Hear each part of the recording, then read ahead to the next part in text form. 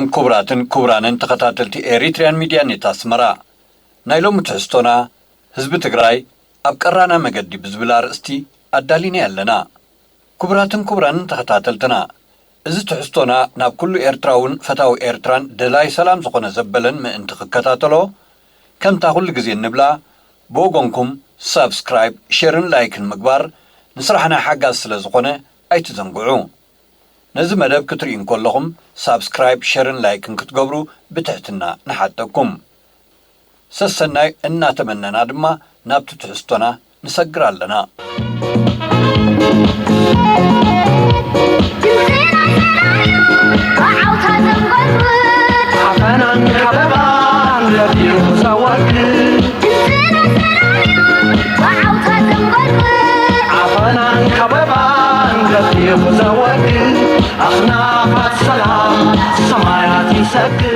ኣብዚ እዋን እዚ ህዝቢ ክልል ትግራይ ናይ ኢትዮጵያ በትን ክርአም ከሎ ሰፊሕ ልቦናን ንቕሓትን ኣብ ዝሓትት ቀራና መገዲ ኣብ ዝመስል ወሳኒ መድረኽ ዝርከብ ዘሎ ጭፍራ ወያነ ከም ወተሃደራዊ ሓይሊ ኣብቂዕሎም ኣብዚ ከባቢ ዝገብሮ ዝነበረ ወተሃደራዊ ዕንደራ ሙሉእ ብሙሉእ ተዳሂቑ እኳ እንተሎ እቲ ጃንዳ ኣብ መላእ ኢትዮጵያ ዘርእይዎ ዝኸደ እሾኽ ግን ንገለ እዋን ንህዝቢ ኢትዮጵያ ምስቃዩ ዘይተርፍ እዩ። እዚ ማለት ግን እቲ ስነ ሓሳብን እከይ ተግባራትን ናይ ጭፍራ ንዘንተ ዕለት ኣይጠፍእን ማለት ኣይኮነን። ንቕሓትን ተሳትፎን ህዝቢ ኢትዮጵያን ኣውራ ድማ ናይ ህዝቢ ትግራይ ኣብ ምድምሳስ ኣተሓሳስባ ናይ ጭፍራ ወያነ ኣዝዩ ወሳኒ ምዃኑ ምርዳእ የድሊ። ከምቲ ዝጠቐስናዮ ጭፍራ ወያነ ከም ዓቢ ጉጅለ ኣብ ቀርኒ ኣፍሪቃ ካብ ምዃን ተዳሂቑ ተዳቂቑን ኣብቂዑን ኣሎ። ኣብቂዑ ማለት ግን ህዝቢ ትግራይ ኣብቂዑ ማለት ኣይኮነን። ጭፍራ ወያነን ህዝቢ ትግራይን በበይኖም ስለ ዝኾኑ ህዝቢ ትግራይ ከም ህዝቢ ኣብ ዞባና ከም ዘለዉ ህዝብታት ክቕጽል እዩ። ጃንዳ ወያነ ግን ኣይፋል ተባሂሉስ ተወጊዱሎ። ጭፍራ ወያነ እኳ እንተብቅዐ መርዛም ኣተሓሳስባ ናይቲ ጃንዳ ግን ንግዚኡ በጨቕ ኢሉ ክቕጽል እዩ። እዚ ግን ንገለ እዋን እዩ። ምስ ግዜ ኣብ ዝመጽእ ሓፂር እዋን 100% መቕሃሙ ዘይተርፎ እዩ። ኣብዚ ድማ ተራን ልቦናን ህዝቢ ትግራይ ዘድሊ ዘሎ እዚ ህዝቢ እዚ ብመራሕቲ ጃንዳ ወያነ ከቢድ ሰብኣዊ ቅልውላው ኣውራ ድማ ንዓመታት ዘዕብዮም ደቁ ምእንቲ መራሕቲ ጭፍራ ወያነ ገንሸል ኮይኖም ኣለዉ። ስለዚ ከዓ ዳግማይ ካብ ከምዚ ዓይነት ዕንወትን ህልቂትን ናይ ደቁ ንምድሓን ነቲ መርዚ ዝኾነ ስነ ሓሳብ ጭፍራ ወያነ ደድሕርቲ ጭፍራ ከስዕቦ ኣለዎ። ከም ዝፍለጥ ህዝቢ ትግራይ ምስ ኢትዮጵያውያን ተቃለስትን ህዝቢ ኤርትራን ብምትሕብባር ኣብ ኢትዮጵያ ማዕርነት ህዝብታት ዝኽበረሉ ስርዓት ንምምጻእ ረዚን ዋጋ ዝኸፈለ ህዝቢ እዩ። የግዳስ መስዋዕቲ ንጹሃን ናብ መንበረ ስልጣን ዘምጾ ሓደ ጸቢብን ስስዑን ጉጅለ ወያነ ንባህጊ ዕላማን መስዋዕትን ህዝቢ ትግራይ ጠሊሙ ምስ ናይ ውሽጥን ግዳምን መሳርቕቱ ተሻሪኹ ውልቃውን ስድራ ቤታውን ረብሓታቱ ክህጥር ኣብ ዘመነ ስልጣኑ ብዙሕ ነውርን ጽዩፍ ገበናትን ብምፍጻም ነቲ ክቡር ታሪክ ቃልሲ ህዝቢ ትግራይ ኣመራሲሕዎ እዩ ዝሰናበት ዘሎ። ገለ ካብቲ ኣዝዩ ብዙሕ ግፍዕታት ናይቲ ጭፍራ ቁንጣሮ ክጠቓቕሰልኩም። ድምፅና ሰላም እዩ ብዓውታ ዘንጐድጉድ ዓፈናን ከበባን በዲኹ ዘወግድ ድምፅና ሰላም እዩ ብዓውታ ዘንጐድጉድ ዓፈናን ከበባን በዲኹ ዘወግድ ሰላም ሙቐታ ከከም ሕብሩ ኸውሒ ጨድድ ማእከል ሰርሲሩ ማያት ኣለዋ ወትሩ ዝዘንብ ለሊት ከራማት ሓለፋ ሰሪሩ ሰላም ኣብ ልብና ተጨንጊዑ ሃይ ምስ ደምና ኣብ መድንታትና ይሰፍር መዝሙር ሰላም ንዘምር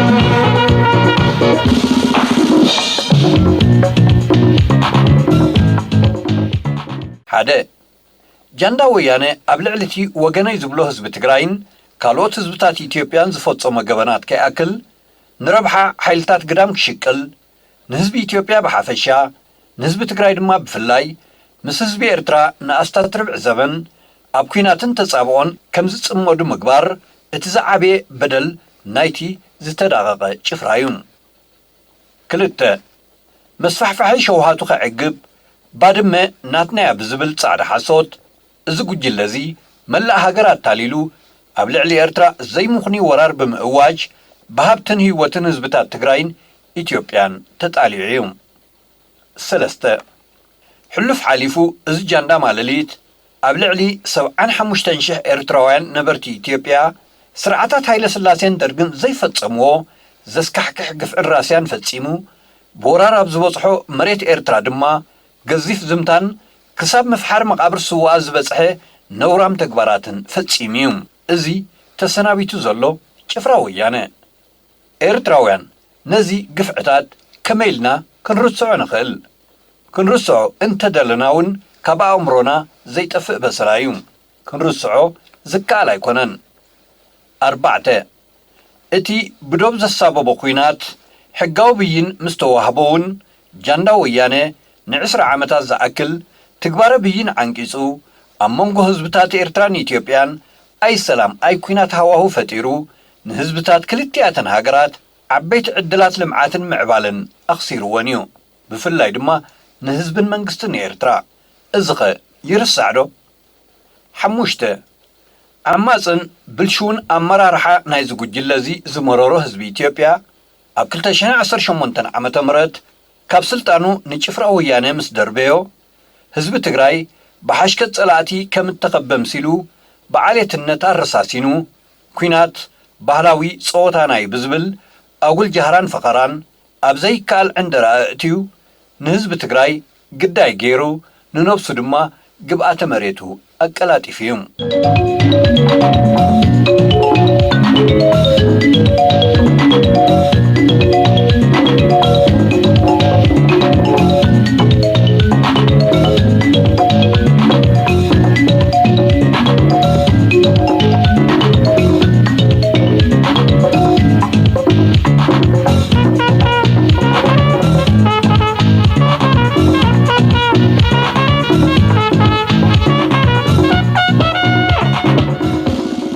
كم زفلت كل حزبي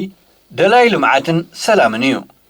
موتن هوكتن زبهق حزبي اب عالم فتصم كركب ايكالن اتحاكن سنموغوتاون دما زخون حزبي إرتراو يخون إثيوبياوي أمريكاو يخون سوداناوي أمحرا يخون تقراواي زيادة زربح مسقورة بابتو بسلام بحبار كنبابرن كله تراحيو ازي اتحاكن كونن نتنيو حزب تقراي كم تجاندا ويانه نصبيب علامات خبل زنزحو مرزم بوليتيكا زيكونس بحقي ولا حد صلاي يبولون حزب إثيوبيا نتغبرنيا جاندامبر نحزب تግራይ صلال مخنيات ፍጹም የለን ህዝብ ኤርትራውን ንህዝብ ትግራይ ኣብ እዋን ጽንኩር ኩነት ብፍላይ ኣብ ግዜ ብረታው ቃልሱ ልዕልማንም ደጋፊው እምበር ጽላይኡ ኮይኑ ይፈልጥን ፕሬዝደንት ኢሳያስ አፈወርቂ ኣብ ብዙሕ አጋጣሚታት ዝደጋግሞ ኣዝዩ ልቦና ዝዓብለሎን ካብ ኩንነት ዘይወፅእ ዘይርሳዕ ጥቕስሎ ጉርብትና ህዝብታት ምረቓ እምበር መርገም ኣይኮነን ዝብል ስለዚ ጉርብትና ህዝብታት ኤርትራን ኢትዮጵያን ብፍላይ ድማ ምስ ህዝብ ትግራይ ምረቓ እምበር መርገም ክኸውን ኣይግባን ጃንዳ ወያነ ብዘደንፁ ነፍሒ ፕሮፓጋንዳ ኣብ ህዝብ ትግራይ ከስርጾ ንነዊሕ እዋን ክሰርሓሉ ዝጸንሐን ዝሃቀነን ጉጉይ ሓሳብ ፍርሕን ስግኣትን ኣኸቲልዎ ዘሎ ገዚፍ ሰብኣዊ መቕዘፍትን ዕንወትን ብፍላይ ድማ ኣብ ልዕሊ ህዝቢ ትግራይ ኣውሪድዎ ዘሎ እምበኣር ድሕሪ ደጊም ትምህርቲ ክቕሰመሉ ዝግባእ እዩ ዕብዳን ናይ ጸቢብ ሓሳብ ዘሎም ወገናት ሓንሳብን ሓዋሩን ከተያ ክግበረሉ የድሊ ተገይሩሉ ድማ ኣሎ ኪኖዝ ግን ክሕሰብ ኣለዎ ህዝቢ ኤርትራን ኢትዮጵያን ብፍላይ ድማ ምስ ህዝቢ ትግራይ ብሰላም ብሓባር ካብ ምንባር ወጻኢ ካልእ መተካእታ ምርጫ ፍጹም የብሎምን ሰላም ከዓ ረጊእኻን ኣስፊሕኻን ብምሕሳብ ንመጻእቲ ወለዶታት ብምሕላዩ ዝኹስኮስ ካልእ ምርጫ የለን ሓደ ፖለቲካዊ ሓይሊ ንሓደ ህዝቢ ዕጩ ይኮነን ዕጫቲ ዝውከል ህዝቢ እውን ኣይውስንን ጃንዳ ወያነ ግን ንዕጫ ህዝቢ ትግራይ ክውስንን ኣብ ክንዲ ህዝቢ ትግራይ ብምዃን ዕጩ ክኸውንን እዩ ንነዊሕ እዋን ብስም ህዝቢ ትግራይ ክቋመር ጸኒሖም እዚ ጃንዳዚ ከም ወተሃደራውን ዓብላሊ ፖለቲካውን ሓይሊ እኳ እንተብቅዐ ህዝቢ ትግራይ ካልእ ዝሓሸ ኣማራጺታት ከም ዘሎ ከስተብህል ይግባእ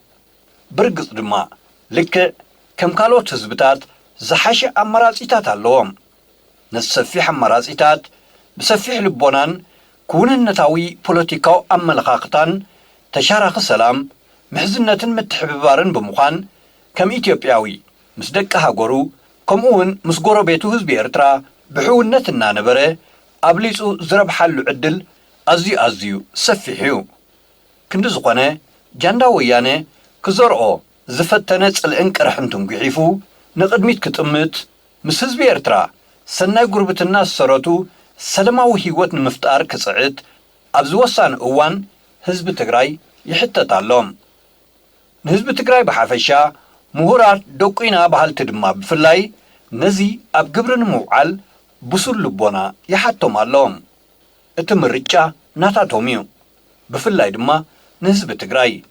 እንተኸልምዕን ንቕድሚት ክስጉምን ወይ ዳግማይ ናብ ህልቂትን ዓዘቕትን ከኣቱ ኣብ ዝወሳነ መድረኽ ምርጭኡ ብግብሪ ይሕተት ኣሎ እንታይ ይመርጽ ግዜ ክርኤና እዩ ንግዜ ንጸብእ